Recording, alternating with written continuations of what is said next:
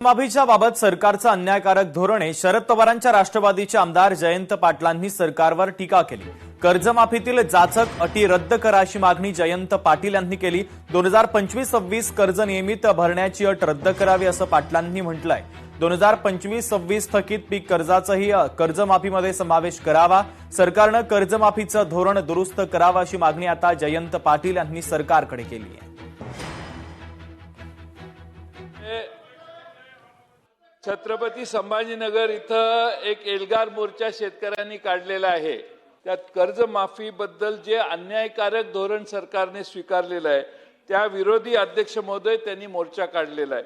आज त्या ठिकाणी अध्यक्ष महोदय कर्जमाफीतल्या जाचक अटी या रद्द कराव्यात। त्याचबरोबर 19च्या कर्जमाफीत ज्यांना लाभ घेतलेला आहे त्या शेतकऱ्यांना योजनेचा पूर्ण लाभ यावेळी द्यावा।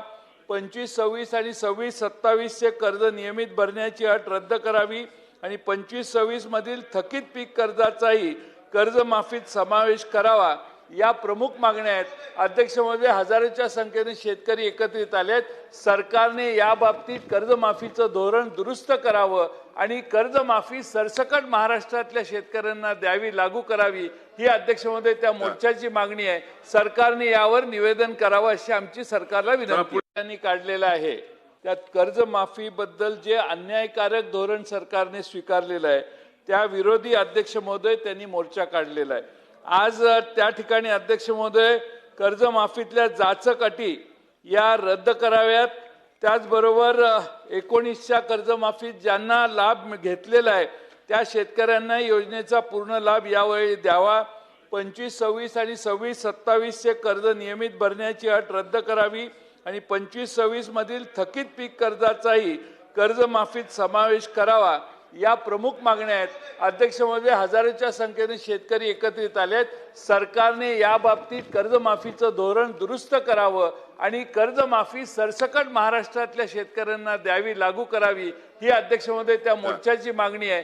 सरकारने यावर निवेदन करावं अशी आमची सरकारला विनंती। सावकारीच्या मुद्द्यावर विधानसभेत चर्चा झाली। दिवाकर निकुरे हा सूत्रधार फरार आहे असं विजय वडेट्टीवारांनी म्हटलं। 130 लोकांना जमिनी बळकावून चेक दिले, 130 चेक बाउन्स झाले तसं वडेट्टीवार म्हणतात।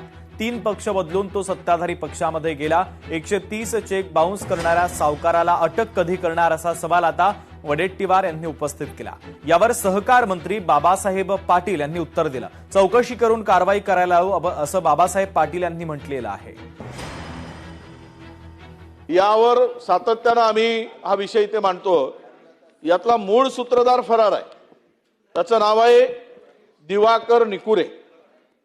हे पैसे यांच्या खात्यातून या खात्यामध्ये जमा झाले दिवाकर निकुरेंच्या। पोलिसांनी तपासाची पथकं सुरू केली, त्याला शोधणं सुरू केलं। अध्यक्ष महोदय, माननीय मंत्री महोदयांना सांगतो, यांनी आतापर्यंत 130 लोकांना चेक दिले जमिनी बळकावून अवैध सावकारच्या नावाने आणि चेक देऊन 130 चेक बाउन्स झाले। भलत्याच खात्याचे पैसे द्यायचे 130 चेक। आणि हा पूर्वी दुसऱ्या पक्षात होता बोयर साहेब, तुम्ही त्याला मला त्या दिवशी सांगितलं ना, आता तिसऱ्या पक्षात गेला, आता सत्ताधारी पक्षात गेला। पण हा 130 चेक बाउन्स करणारा एवढा मोठा आरोपी, एवढा मोठा चोर बदमाश, याला कुणाचं प्रोटेक्शन आहे की याच्यावर कारवाई होत नाही?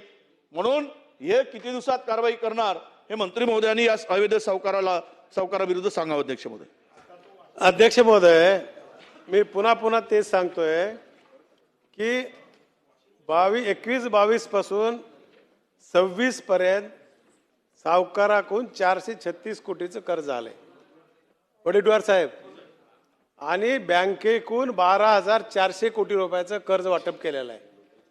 झाले का तर 400 कोटी झाले नाही म्हणत नाही।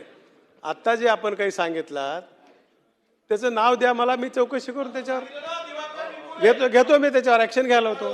चौकशी। लोकशाही मराठी ऐका, पहा, जागरूक रहा।